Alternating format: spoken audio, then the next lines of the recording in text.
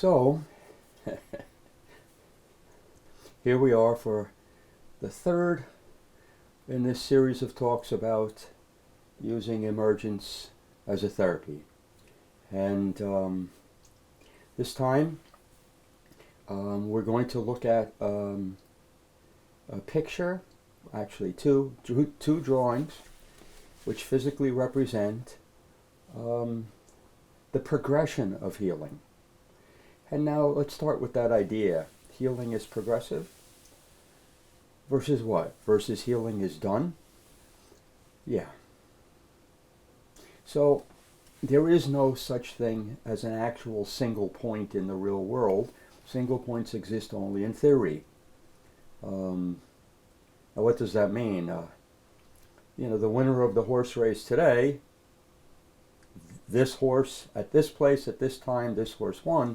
That's a single point in history, a single point, and it's a single point only in that place and that time.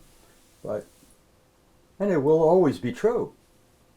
But it doesn't mean that that horse will win again should it run 10 minutes later or a week later or a year later or whatever. That kind of truth is only true in that place and that time and that single point. So this is a very deep idea, and I don't want to go there down that rabbit hole because probably you're already going blank. And this is supposed to be about healing. But you see, I mentioned it because for most people, when they say they healed something, it means that thing is done. That injury, those symptoms, etc., they're done. And this is not just for people who go to therapy.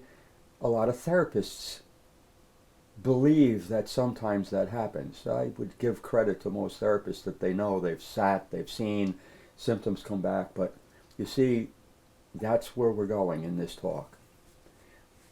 When somebody claims that they have healed,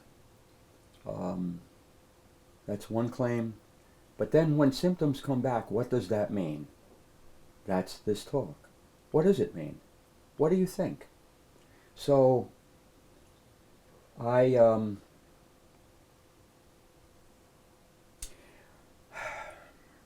think about the many people that I have seen work on their anger. And I've mentioned this a number of times, I guess because it's near and dear to my heart. I actually love it that I can get angry.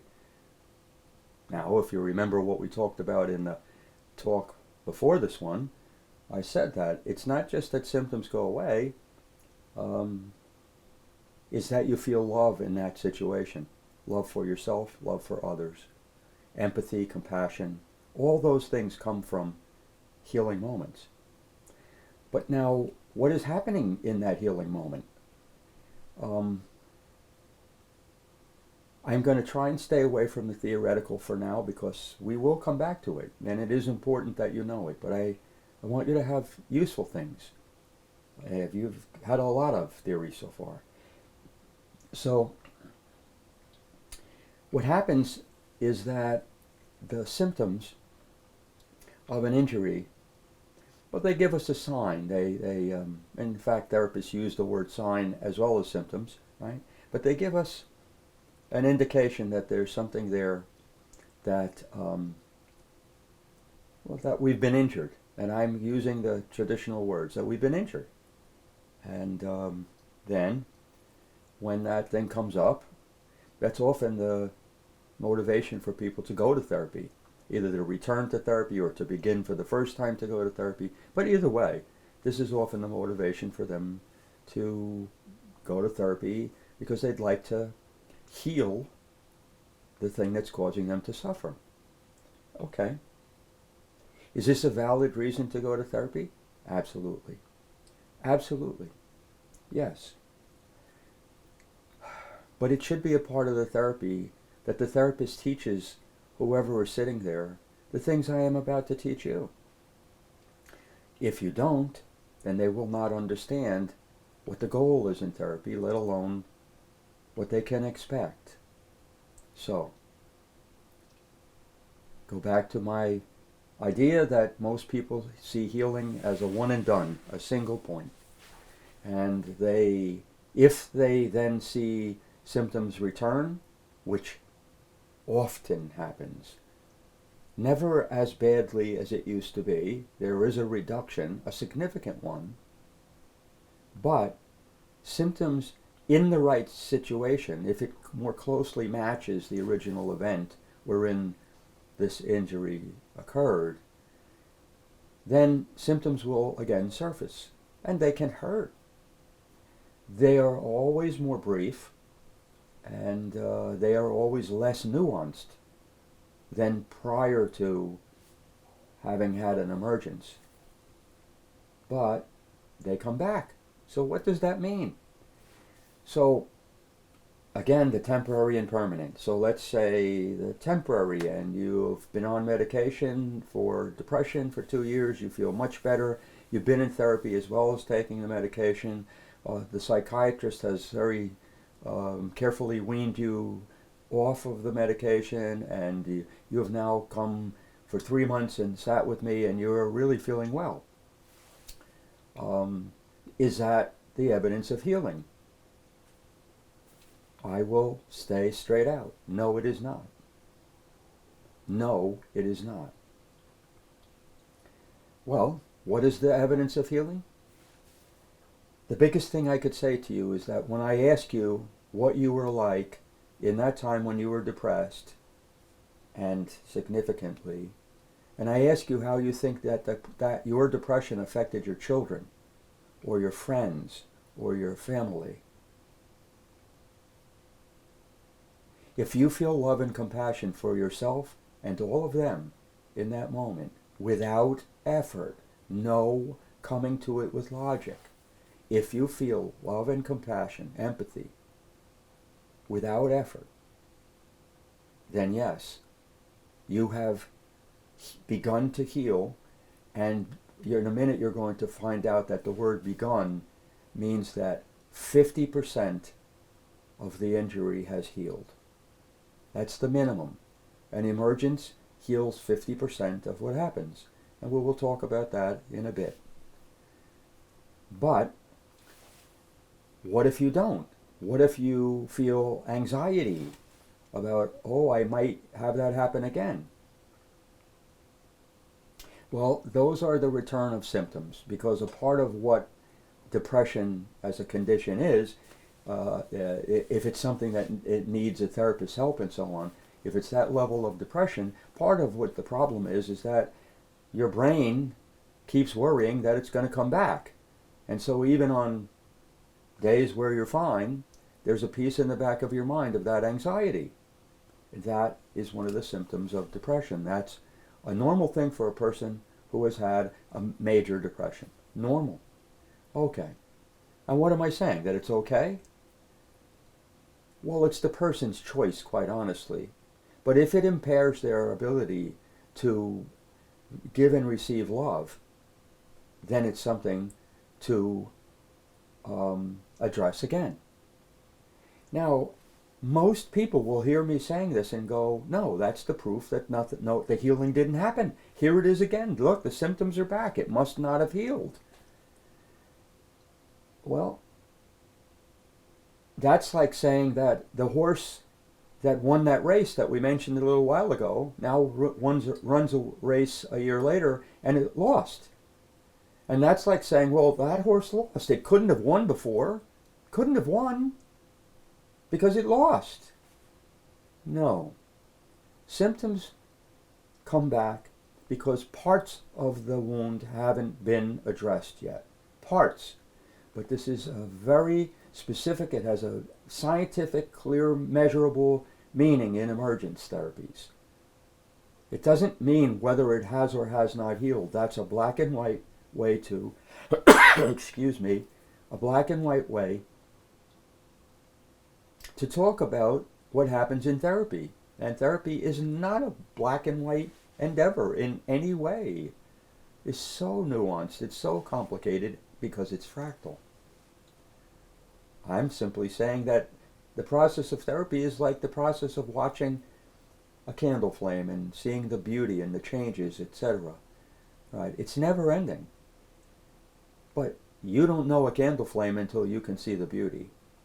And you don't know yourself until you can heal those injuries. You don't know yourself. And by extension, what you don't know in you, you will not understand in others, at least not in a way that's loving and compassionate. You will not.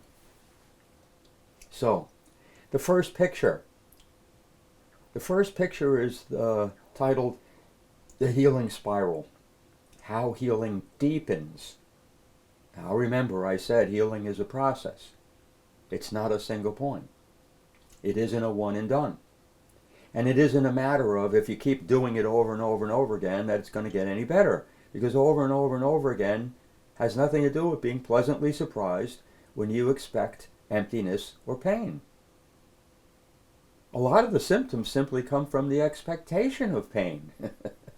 And this is true for people with anxiety conditions, people who have schizophrenia and have gotten better, but they're afraid they'll get bad again, people with depression, all manner of things.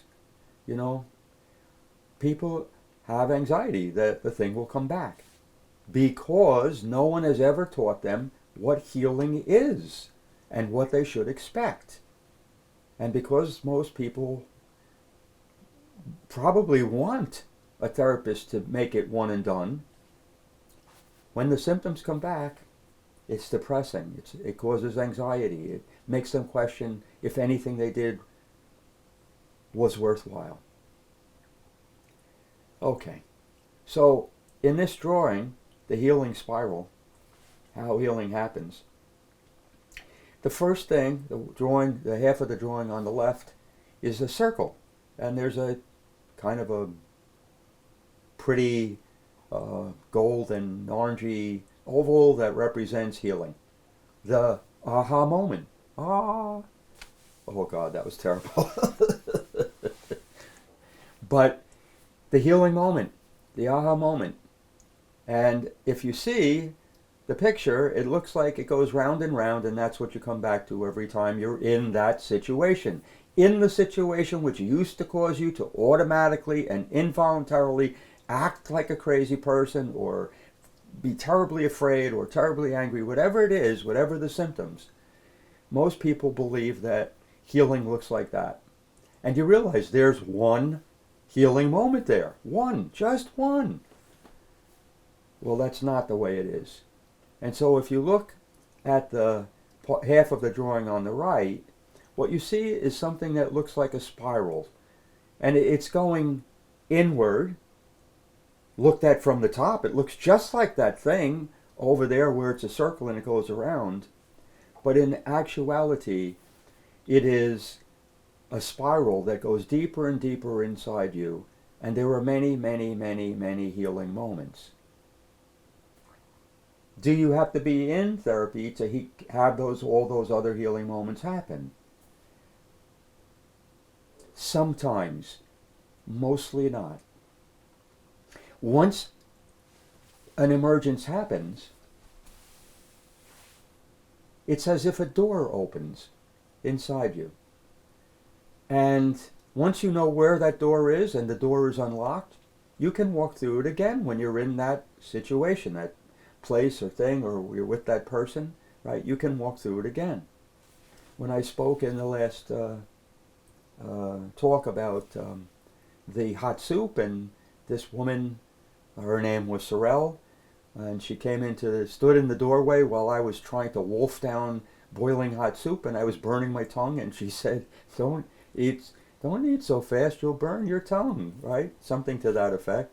And here you see the involuntary laughing at being told that, because I'm reliving the love that she gave me, and I felt it for the first time, 40-something years old, in that situation. What just happened added a layer to the spiral. It deepened it. I didn't just remind myself of it. It deepened. And yes, at some point, the little golden balls that get added, the little aha moments, they become smaller and smaller and smaller because there's not much left to have an aha moment about. But if I was to be 95, Lord willing, and giving this talk at 95, and I was to be talking about that event, I would smile. I would be pleasantly surprised again. I would feel such love for her, for being so loving to me. That gentle voice, it wells me up every time I think about it. Still. But if it was to be 20 years in the future now, and I was to be giving this talk again, like this, another little golden ball would be installed inside of me. Now I want you to look at that drawing on the right and realize that one way to look at all those golden balls is in a line. And they are in a line. So one way to look at them is drilling down and adding. Why do you need to do that, though? Why doesn't the wound heal in that first emergence? If I'm saying emergence is permanent, I am saying that. What about the rest of the wound? How come that's not gone? Okay, that's what we're going to look at now. So, if you look at the next drawing, the one that just came up on your screen, hopefully, if I edit this well enough, it says how much of the wound is left. And this one, instead of saying how healing deepens, but this is related, this is how healing alters people's visual ability. Now, why visual ability? Well, I'm going to say something. It's going to be a lot of words. It's probably not going to stick yet, but yeah, I've been giving you hints all along from the first talk. And this is what I call the first maxim in emergence. The first kind of wise saying, hopefully wise, right? And the first maxim in emergence is, make things visible. Now, that if you heard that as an empty, make things visible, right? If you're trying to figure out what I mean, figure out, no emergence. But if you just were pleasantly surprised because you have had part of that emerge in your mind, and I say part because there is no way to get it all, the balls keep getting smaller and smaller, but they keep happening if you keep going there. They do. For the whole rest of your life. In fact, that's the best way to have love, because that's the only way to have love. Love gets created by those ahas. That's where love comes from. But in this maxim, make things visible. So now that's up on the screen. It's a series of 4 things. You already know that number 4 has a lot of meaning in emergence. The first one, probably the most important thing a therapist can learn, at least as far as where to begin. How do you know what you're working on? Where do you focus in on with the person you're sitting with? And the first one says, you can't change what you can't picture. If you go back and you listen to what I had said about that man Nick in my talk, the previous talk, and seeing him and his friend come out of the doctor's office and I'm sitting in the waiting room, why did that affect me so much? And why is it affecting me so much right now? Because I can see that he's affected by my suffering. You notice I'm not telling you what his thoughts and feelings are. All I'm doing is looking at his body.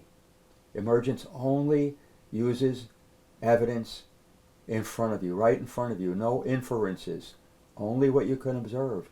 But what happened is that I was so surprised by that.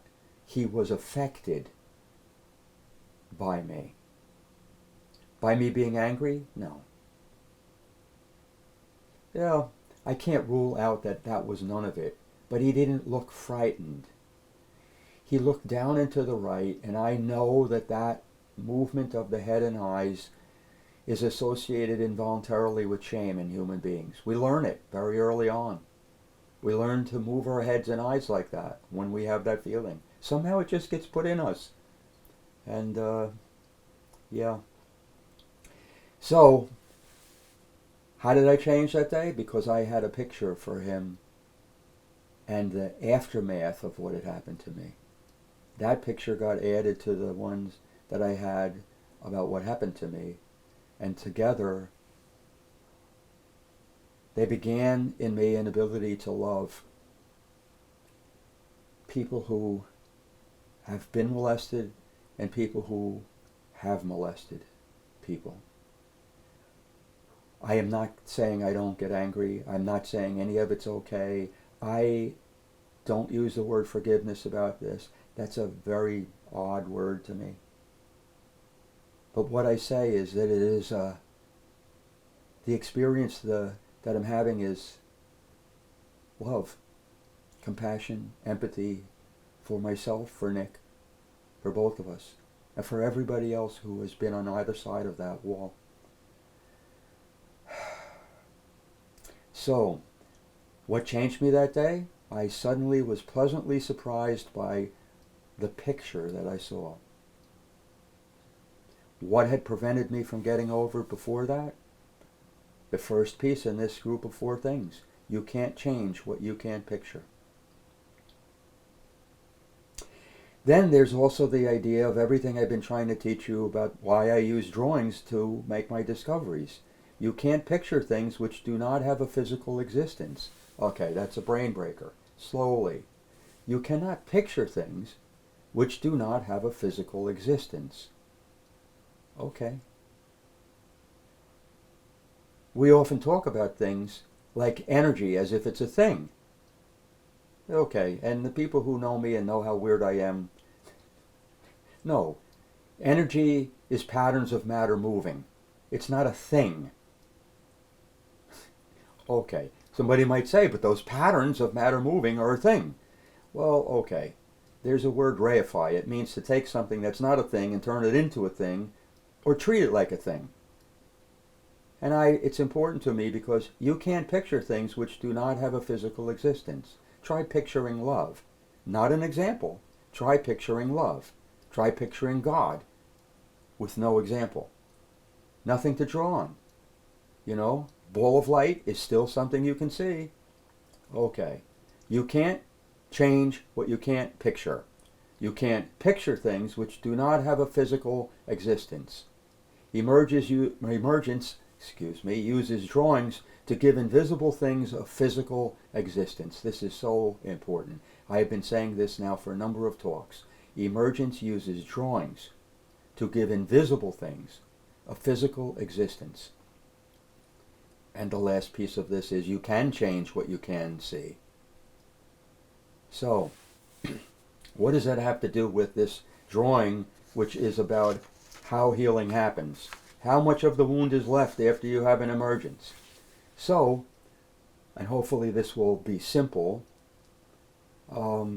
if you look at the drawing, in the upper left-hand corner of the drawing, you see 2 boxes. Well, you see a rectangle which is divided in half, and you see the 2 halves. And on the left side, what I can see before healing, and on the right side, what I can see what I can not see before healing. So you can see that the part that's blocked, the part that's injured, the part that has you have lost the ability to grow in, learn, feel, love in, etc. Right? That first drawing shows 100% of the wall. The wall is still as high as the top of the thing, so you cannot see on the other side of the wall. 100% is blocked. No healing has happened. That's what that first little piece of the drawing represents. Now, on the right side on the top of the drawing, you see what happens after the first emergence. So, in the drawing, you see the wall is half as high. Half. I'm going to explain that in a minute. So, what I can see after the first emergence, you can see half of what was previously blocked. Half of your visual ability, half of your ability to picture is restored. And below that, half is still there. Why don't we know this when we have an emergence the first time, the first emergence for something you're working on? Because it feels so good. We've not been able to see anything at all, and suddenly we're flooding with pictures of all the times that this same pattern has affected our lives and impaired our lives, or in which we've hurt others because we were hurt. And the hurt meaning we couldn't see them, we couldn't picture. We literally couldn't picture their faces. Take somebody who's hurt you. If you're screaming at them and the pattern repeats, your partner, your spouse, your child, if you keep having that same event happen again and again, it's happening because you cannot see that they are being affected by your screaming. Now, contrast and compare that with what happened in that doctor's office with Nick, when I could see his face, and I could see that I, and being there even, was affecting him. I didn't even say a word. He looked at me, it happened, and he slowly walked out. I was changed that day because of what I suddenly could see. Did that mean I had no more anger about what had happened? No, it did not. But it meant I'd had half as much anger. And half is an odd thing to say, because I was probably just as angry when I got angry, but I get angry half as much. Half was gone. And for the first time I had compassion for him. So, that's the first time. Why? It's very simple. One half of what's there. Well, let me start with the first drawing. In that first upper left-hand drawing, 100% of what's there, you can't see anything. You can see nothing. So when you relive the injury, you go blank. And you go blank means you go blank. You can't see anything. You can't see. You may know a lot about it, words and talk therapies and this and that, but you won't be able to see it. And I mean, you won't be able to see, not the original event, that's maybe never, but you won't even be able to make it up, to make an imaginary scene that represents that. You will not be able to imagine the picture. Nothing. After the first emergence, you will be able to picture some of what's there, and sometimes you won't. But you will have two possibilities. Sometimes yes, sometimes no. Sometimes yes, a picture, sometimes no, no picture. Now that divides the wall in half. So that's why we heal half with the first emergence, which is huge. That's the one that's most important. The door is open. We know there's a door there, and we know we've walked through it at one time. Okay, so we get fooled because it's so much better when we can see the picture and we're amazed at how that thing is happening inside us, where we're constellating all the different events and the times that we have not known it and how we've behaved and so on, and we're seeing it all in a new light, all of what we can see. And it feels so good that we feel like, oh goodness, this is going to last forever. And that part of it does last forever.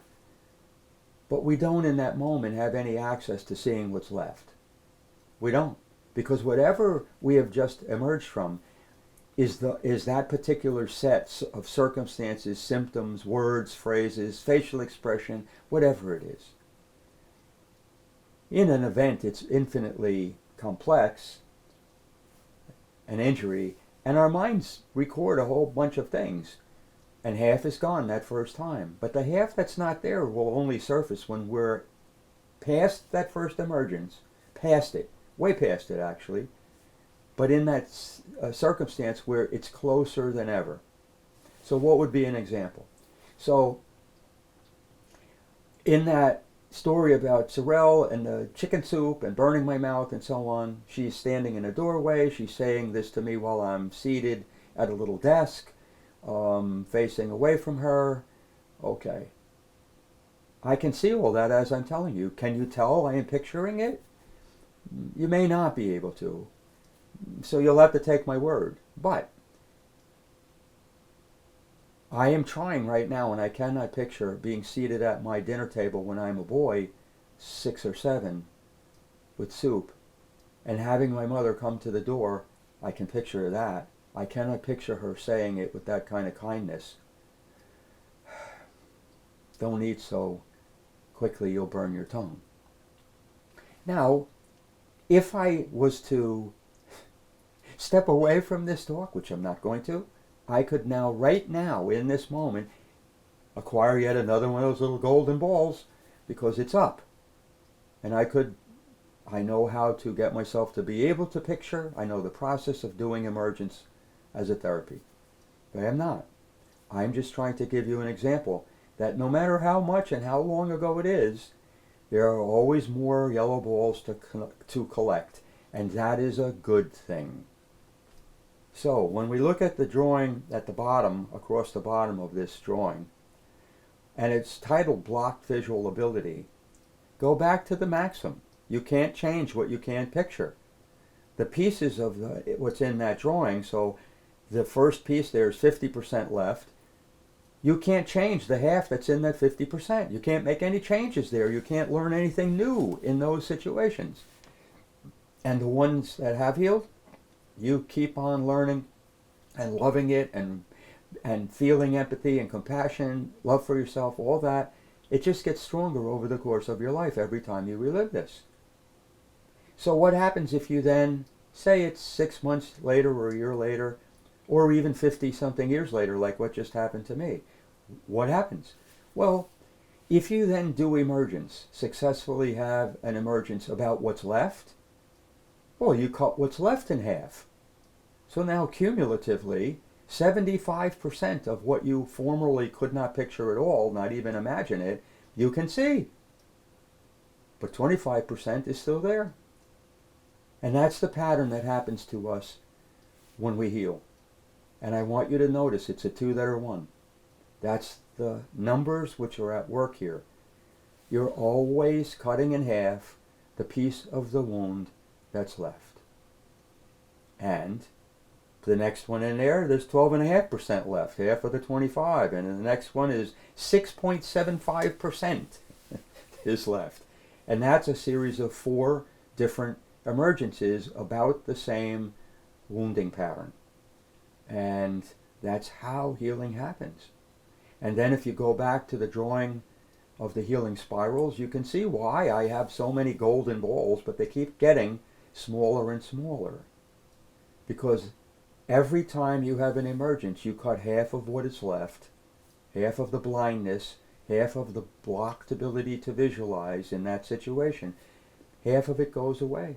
Half of it is reacquired. You can picture again. And half of it is still there.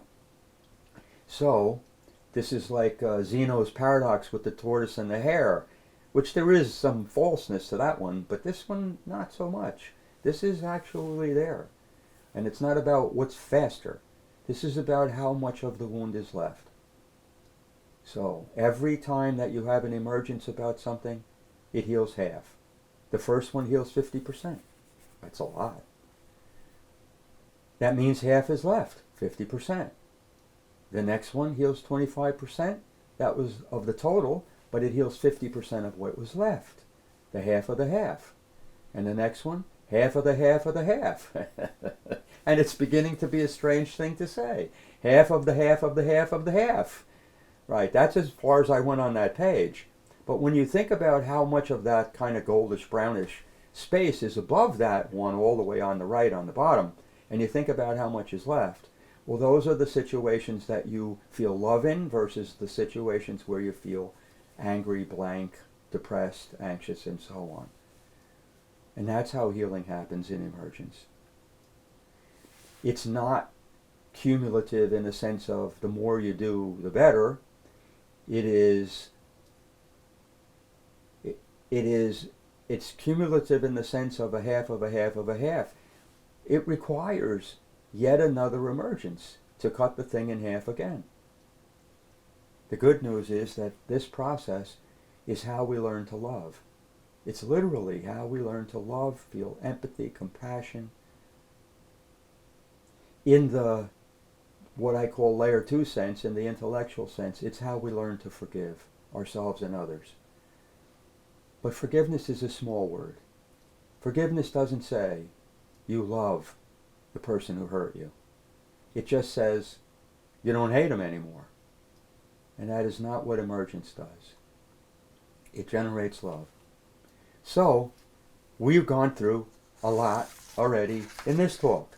A lot. I know we have.